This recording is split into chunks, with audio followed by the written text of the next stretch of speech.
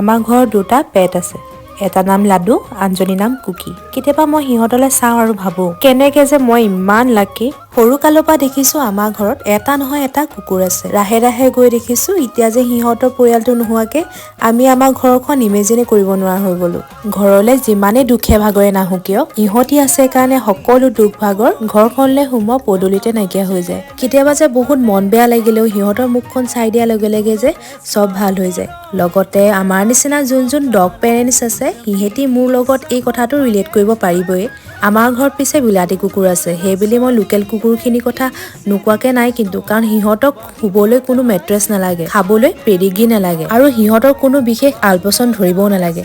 সেইবাবে সকলোৱে এডপ্ট কৰক আৰু আপোনালোকে এডপ্ট কৰিলে দেখিব সিহঁতি আপোনাৰ লাইফটো কিমান ধুনীয়াকে চেঞ্জ কৰিছে। আমাৰ পৰা সিহঁতি বিচাৰেনো কি, মাথো অলপমান সময় আৰু মৰম। নিজক এনিমেল লাভাৰ বুলি ক'লেই নহ'ব, হাতে কামে কৰিও দেখাব লাগিব।